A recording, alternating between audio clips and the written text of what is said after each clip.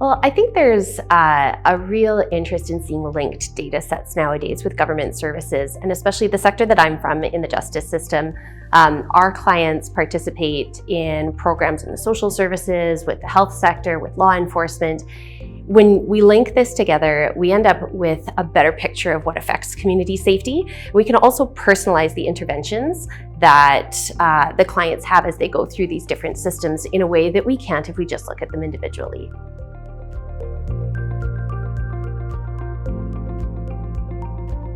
Some of the best practices that we've had is really looking at aggregate information, things that are depersonalized or anonymized. To answer the questions, you don't always need personal information, you just need this wide array of information to create these linked data sets. And we've also found some success in having blanket information sharing agreements and data sharing agreements instead of the inefficient way we used to do it of project by project, trying to get those agreements from partners. If we try and have more of a blanket understanding of each other's work and the ways in which we're going to share information, we've had a lot more success.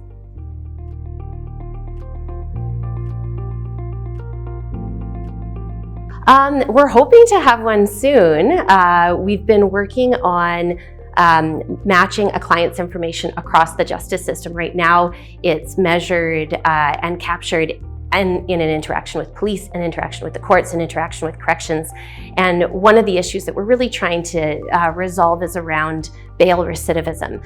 Bail recidivism is a really big issue in the public service sector right now. It's a hot topic at the political level, and being able to match a citizen's information as they interact across the system will tell us the nature and volume of the types of individuals who are on bail and reoffend when they're out.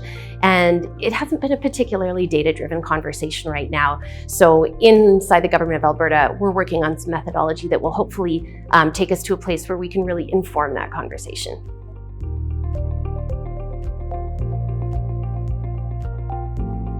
You know, that's a hard question. In the sector of government where I am, citizens give over their information relatively unwillingly. It's when you've been charged with a crime or when you're participating in a legal proceeding. So our data sources are those that are very regulated and collected. But we also have a lot of citizen interface with things like victim services. When we were doing victim services redesign of the programs, we were able to delve into information that citizens gave on paper in their applications to look at what types of services they wanted, what types of services they were being turned down for, so that when we were redesigning, we could better fit the needs of what citizens were interacting with the justice system on as a victim.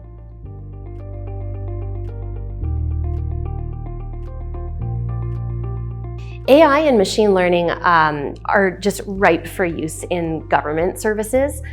In justice system, we have so much written information, and it's more than individuals can mine themselves. But using machine learning algorithms or using AI interfaces would allow us to really delve into a lot of the hidden information that we have that can drive better citizen experience or better justice system policy and programs.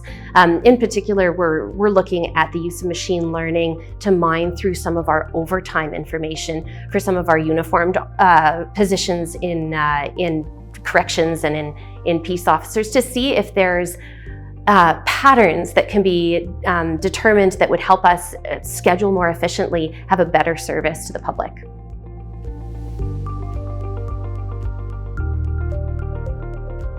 I think this is a really interesting event because it is public sector focused. So many events, you can deal with these same issues around technology and innovation, but it's around the private sector and only some of it is transferable. I've found it really inspiring to hear from speakers who have applied these kinds of lenses to their work in public service.